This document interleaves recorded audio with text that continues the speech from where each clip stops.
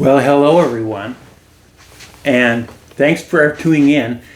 I don't know if you noticed or not, but it's going to be kind of a long video. I'm a little bit long-winded. It's going to be about what's going on, how are records made, what's important about making records. So there's a lot of stuff to talk about. And so you might want to, put this video on pause right now and get a cup of coffee, get a drink or something. It's going to be a while. Get comfy, get in your recliner, get comfy, put it on pause. I'll wait for you. Welcome back. Thanks for tuning in. Today we're going to talk about What's Going On by Marvin Gaye. And I have the 50th reissue, and I'd heard a lot about, because the One Step came out here a couple years ago. People raved about that One Step from MoFi, how great it sounded. One of the best MoFis out there. So when this one came out, I heard that Kevin Gray had remastered it. And people said they liked it too. I didn't really do a lot of research on that, if people liked it or not, but I could just imagine, right? Kevin Gray now, because who's got MoFi mastering their stuff, right? It's not Kevin Gray. It's going to be just as good or better, probably as good as the One Step, right? Kevin Gray. So I just was actually at Walmart and I saw it and I said, I'll pick it up. And so, because now I do have an OG. I have this one. This is my OG, and I know it's an OG because the USA original is TS310, and the Canadian press is also TS310. So that's the original pressing from Canada. Now in Canada it's Motown Talma, and they put it on the Motown label. Now in the States, they have, this record was mastered by the Tracy Val Corporation. And we all know they're making that's one of the best mastering engineers ever. I don't know, I've never heard of them before. Then you got their pressed at Superior Records in New Jersey.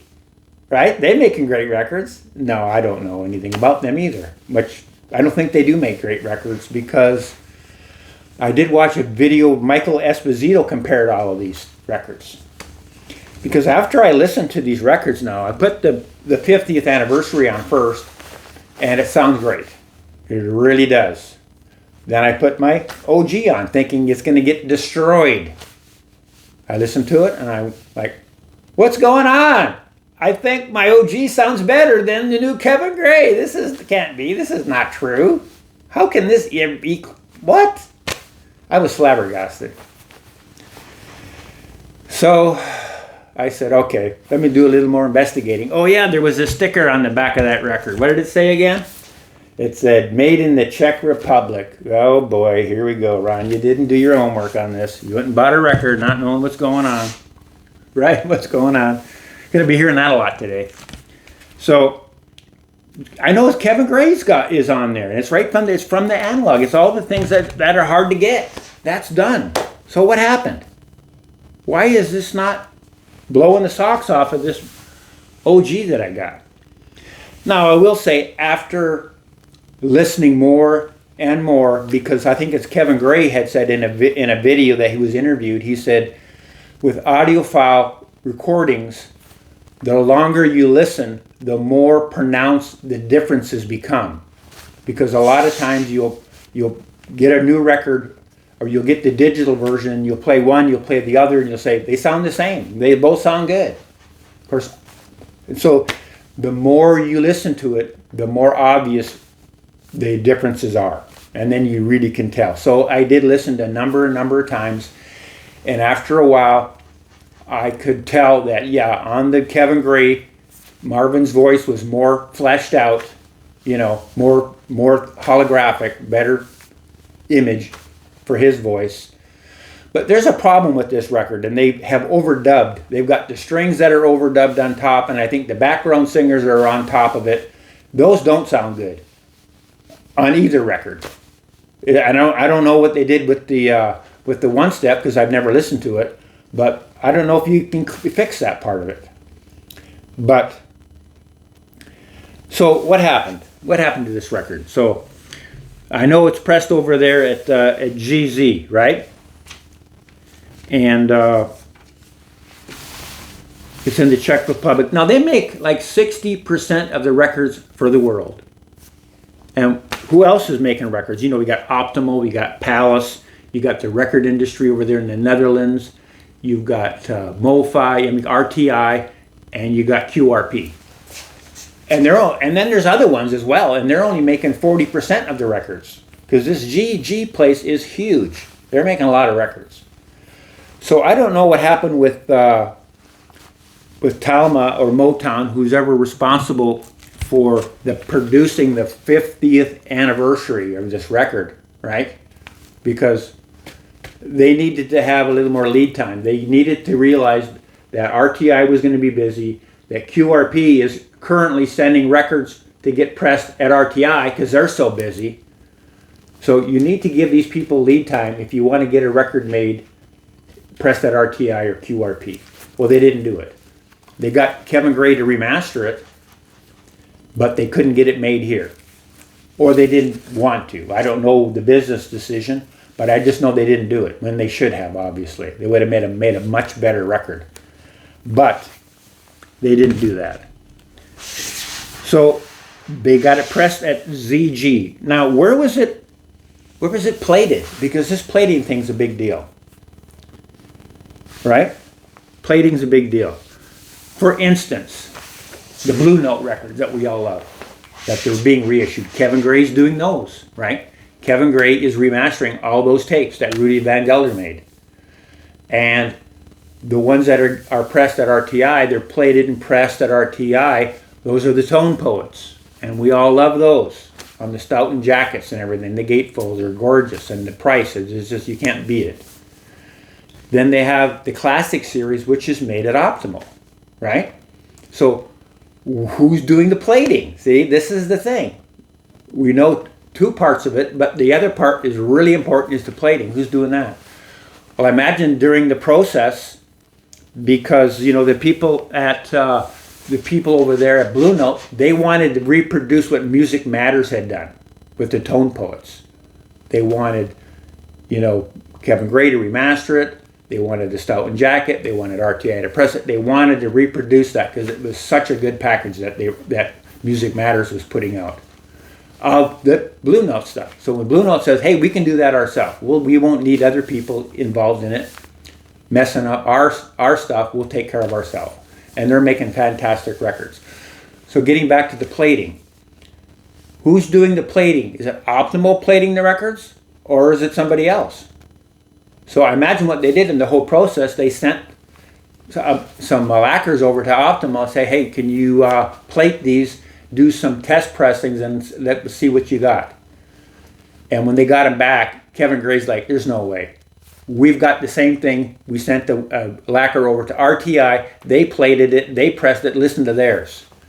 And the people at Blue Note said, yeah, no, we can't do that. So guess who's doing all the Classic series for Optimal? They're all plated at RTI. They're not plated over there in Germany because Optimal and ZG and those places, they do all digital stuff. They're not doing any analog records. As Kevin Gray said, there's very few mastering studios in the world that can make an analog record, right? So if you've got any steps in there when you're doing your stuff, so anyway, their plating is suspect as well if they're just going to do digital. So we know that. So it's very important. That's why the Blue Note sounds so good, because Optimal's not plating the records. Okay. So if they're not plating them, who's plating them?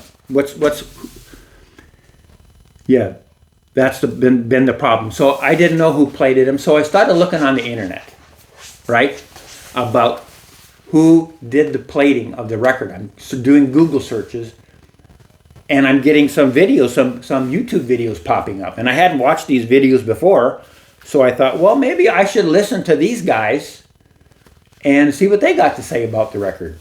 So I've got, I think, 3 or 4 videos here that I want to talk about. And the first one is a guy called Steve Westman. He's at the Audiophiles. He's out of Canada, at British Columbia, in Vancouver. And what he said, and I wrote it down because I didn't want to misquote anybody, he said it does really compare with the one-step. Maybe the one-step has a little more soundstage. Maybe it has more soundstage.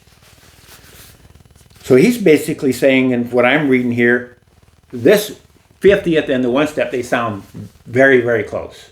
So I'm very encouraging right there. I was so encouraged. That was great. That was great news. So then I saw Michael Fremer had done a video. So Michael Fremer said the one-step absolutely obliterates the 50th by GZ. Absurd improvement in soundstage, 3D image, bass, cymbals, etc., etc. So I've been reading Stereophile and listening to Michael Fremer for 30 years, so I've come to recognize that he knows what he's talking about. So I believe there is a big improvement in this stuff between the one-step and this, because if my Marvin Gaye 50 sounds as good as my OG, and this one-step is one of the best sounding ones ever, because I have a couple one-steps. I don't have this one, obviously, but they sound really good. They do. They're really good sounding records for the most part. So then what did I saw Michael Esposito had done a video. It compared a whole bunch of these records, right? That's what he does. Because he's got a record store and he can get a whole bunch of these pressings. I can only get the ones I have. Usually I have an original or something to compare to the new one I'm buying. So I've got usually two records to compare. Mike's got a lot more. So Mike said that the original Motown, the original Talma pressing, your TS310 that we're talking about here, it sounded horrible. And he's got like 5 different pressings of it. He says they're really hard to get in really nice shape, and every time he gets one in the store that's minty, he just keeps it because he likes the record so much he just wants to keep them. Not because he's going to play them, but he wants to keep the records for his collection. And he said they don't sound good at all. And then he had a reissue that was on the Motown label like this. It was a USA reissue. And he said it sounded unbelievably good. He was shocked how good it sounded. It was really good sounding record. Right. But he said that the one-step is the best one. That was his conclusion of all the records. He said the one-step sounded the best. He said it's one of the best sounding records he's got. And I don't remember by how much it sounded better or whatever, but that's what he said at the end of the day. That's what I wrote down. Then I happened to see Michael Ludwig, Michael 45 RPM. He had done a video. So I watched his video, and it was very interesting. He liked the Kevin Gray Remaster better. He said the one-step he said that the Kevin Gray sounded more analog than the one-step. He likes the analog sound. He doesn't like whatever they did on the one-step. He didn't know that they were making digital records then. So I give Michael a lot of credit. I mean, he recognized something was wrong, that the new Kevin Gray cut sounded more analog. He didn't say the other one sounds digital because he didn't even know it was digital. But when he was describing the differences in the sounds, he was describing the difference between digital and analog. He didn't realize it, but that's exactly what he did. So I thought he did a really good job of that. So now I want to talk about one last thing. And that is about Mike Hobson. Michael Hobson, he started Classic Records, okay? And he sold Classic Records to Chad Kassem over there at QRP, Quality Record Pressings. And that's when Chad was just starting his pressing plan. He was just starting to make his own records around that time, exactly. And Michael Hobson told Chad, he said, listen, if you're going to make your own records, I know the kind of records you want to make. And the only way you're going to be able to do that is you've got to get Gary Sahlstrom.